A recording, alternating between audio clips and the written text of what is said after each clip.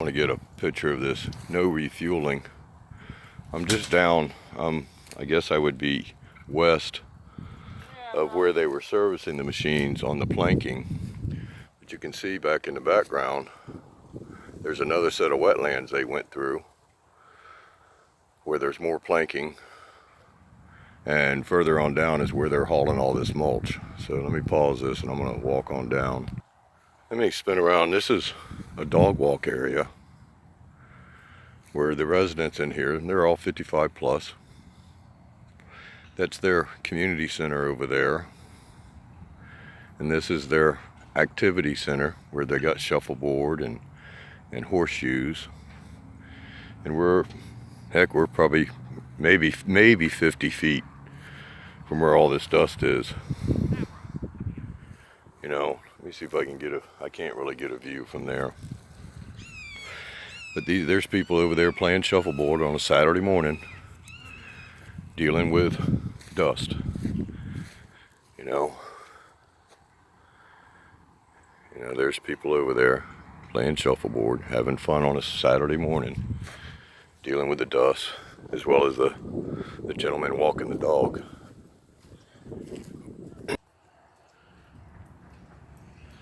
I don't know if I can get this. Let's see if I can get it where you can see the particulates on the water. It's kind of hard because it's shady. Let me walk down this edge and see. Because there's a nice little streamer of particulates all out in the water. And that's what dust does to the water. And there's a nice one. And it follows along. And this is all from that dust. You know, and this is probably around 50, 60 feet from their pipeline trail, which actually this is the Florida Southeastern Connection pipeline that connects to the Sable Trail pipeline up at the compressor station, which is only about 4 or 5 miles away.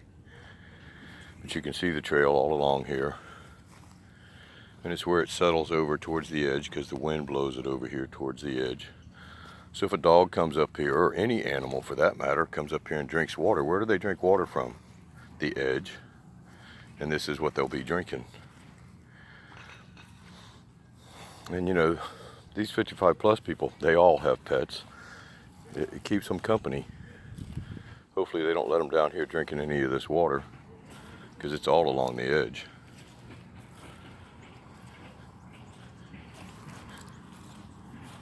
You know, it's shameful that they did this right here, and they could have stayed along that existing easement, but they decided to go around the gated communities. So now this is wetland number, let me see if I can get over there and see the sign. You know, it's right in there in the trees. It's wetland number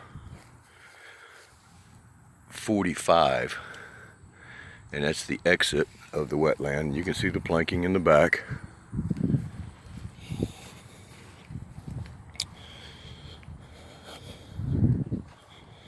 And you can see the stand. You know, I mean, this drops off 3 or 4 feet, so this is actually wetland here. And to prove it, that's a little cypress tree right there. And you can see the stand of cypress trees over there at the edge of their, you know, there's the white stake that shows their work zone. They left the stand of cypress trees there, but everything in between they took down. And you can see all the little nubs sticking up and some of the limbs that were left behind. So they just took out the cypress trees. There's a little stump that was pulled out. Wetland delineation. Well, I guess that just means come in and destroy everything that filters our water. And that's something with this community. I can only imagine there's probably 200 homes in here, if actually probably more than that. But they have what they call a community well. So every house in this place is fed from one well. It's not city maintained, it's maintained by the park. And I'm not saying they don't maintain it right. The point is, all of these people drink from basically a private well. And there's more of the stumps that they came in and just wiped out. I mean, this was in a video, I didn't get this part of it, but where I woke up on a Sunday morning and they were behind my house, just wiping it out. And I guarantee you, because these are cypress trees on the property that I'm standing on, and they just cut a path right through them. And you can see the little stumps out there. I mean, they took out a bunch of cypress trees. And I thought it was illegal to cut down cypress trees because they figured out how important they are. You know, they used to make clocks out of them, but they stopped that because cypress trees act as a filter. So let me pause this and see if I can get down a little further, saving my battery. There's a good sized cypress tree they took out. There's an even bigger one they took out. There's a couple more right there that are good sized cypress trees, you know, the ones out there by the planking. It's really hard to tell how big they were, but there was a number of small ones and a number of, you know, decent sized ones that stand about 35, 40 foot in the air. The destruction of our filter. And it's not just our filter because we live here. It's the filter that ends up filtering the water that goes into the aquifer. It's all connected. You know, you got surface water, which would be this lake, or the water that stands in the wetlands, and then it becomes groundwater, and it permeates and leaches on through the ground, being filtered on its way to become aquifer water. And most of the wells in unincorporated Polk County don't go to the aquifer, they just go down into the wetlands, or into the groundwater, I mean. So that's why I say it's our water. And see, people used to sit out here and enjoy the view of the wetlands. You know, there's no fence back here, but they've decided now to put up snowflake fencing to tell these people to keep out, you know. And these people were unaware that this was coming right here. And this is their backyard. Bottom line, it's Florida forever, you know. And they just went mucking through there with their equipment, doing whatever it is they want. There's another one of their boundary stakes right there.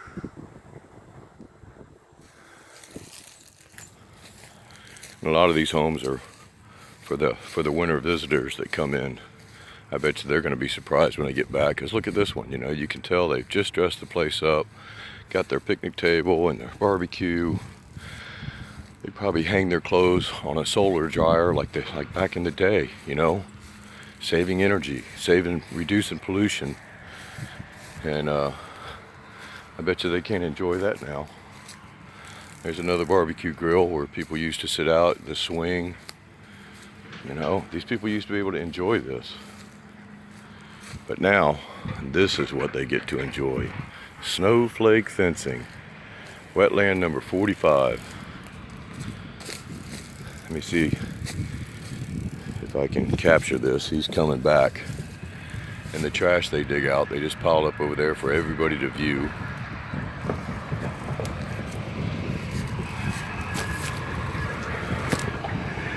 And this is what they hear.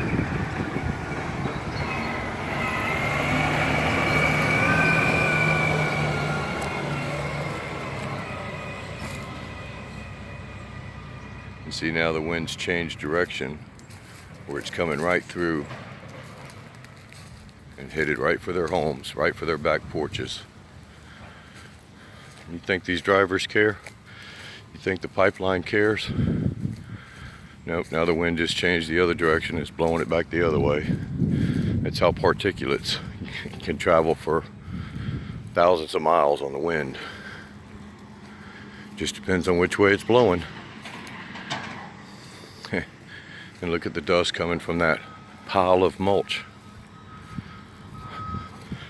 Their work zone.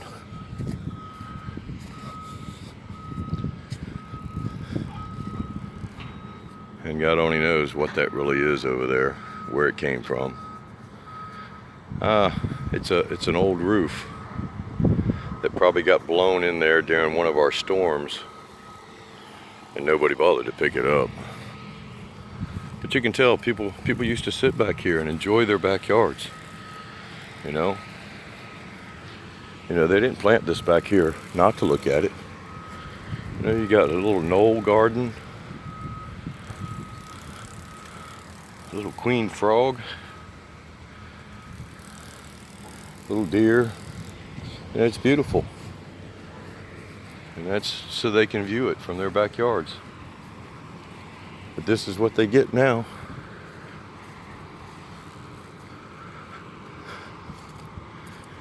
And you see all that open space out there that they could have gone through.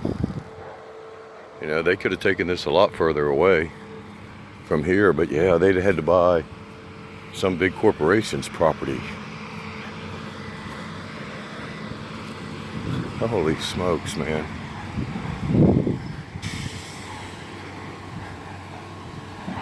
You gotta be kidding me, man. Right here at these people's backyard.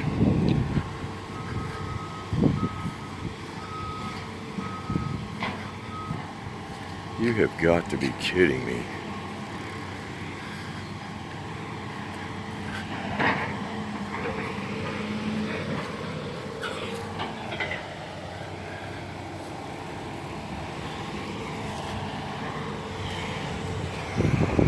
I mean, I'm sitting on their steps, and this is their view.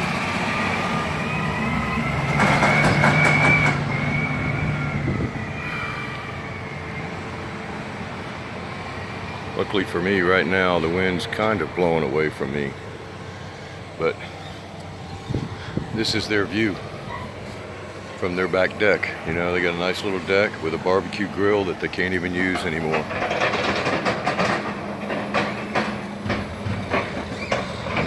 This is the noises, and I'll guarantee you they're going to be here again tomorrow on a Sunday. And I know most of these people that live here are church-going people. And just look how close it is to their backyard. You know, I'm back up at 1792, and holy smokes,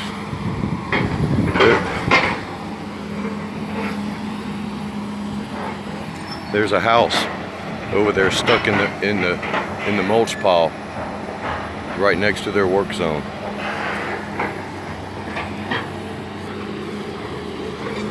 Now I feel for these people.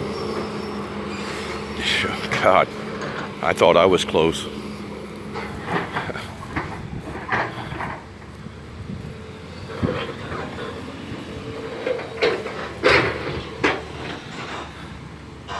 You know, I'm sitting here leaning up against a person's back deck.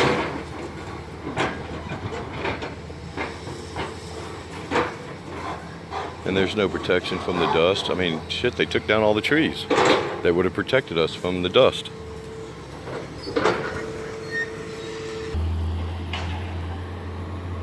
You can hear him coming.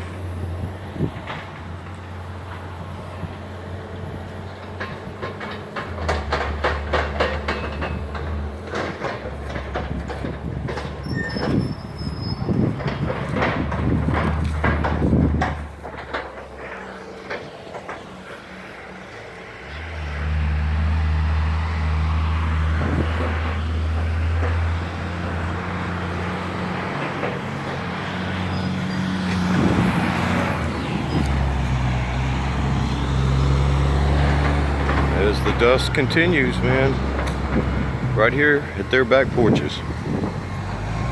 And another truck backs in to be filled with what was once clean air producing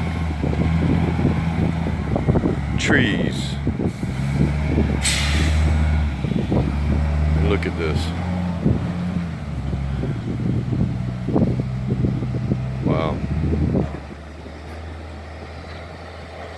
And I don't know if they're supposed to be staying on that planking or not, but they definitely are not.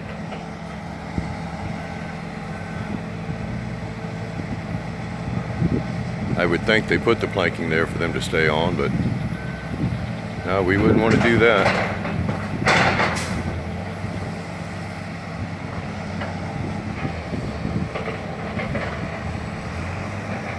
I feel sorry for that guy standing on the ground waving him in.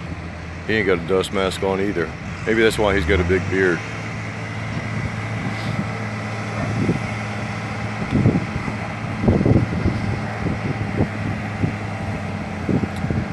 And all these trees are basically coming from my neighbors' backyards and on down the trail. So they've undoubtedly moved a mulching machine, you know, a portable mulching machine back there in the back somewhere. I'm going to try to get back there sometime today, but I got some work I got to get done too.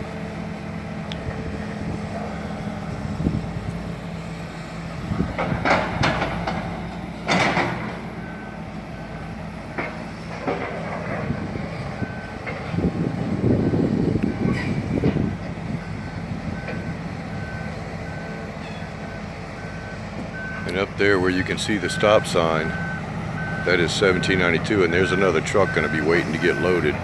So they're trying to move this mulch out of here just as fast as they can, and I have a feeling it's because they've cut down trees they don't have permits to cut down.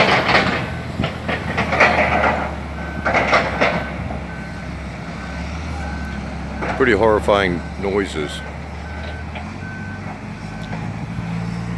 And they got semi after semi coming in. And this is the front yard of the yard I was just where that track goes sitting there loading mulch. And I mean, these people enjoy their yards. They have beautified them. I mean, and they have the right to be able to come out in this yard and enjoy without breathing dust and particulates from a mine. Right here. There you go. Track hoe. 20 feet in the air. 15 feet at least in the air. Loading the mulch. And there's their front yard. You know? I mean, and these people don't have the money to fight back. You know, they're 55 plus. You know, they're retired. You know, I love all the American flags that are in here, and we have the right to breathe clean air. That's what that flag represents, our Constitution and our rights as people. But this is what we get. Track hoe in our backyard, dusting us to death. This is just 2 doors down. There's where I was. I come down 1, 2. This is the 3rd house, and this is what they get to see from their backyard. Another big track hoe. And I have a feeling he has this big fan here trying to keep the dust away, because you can see part of the pile of mulch right behind him. And they didn't do anything to protect these people.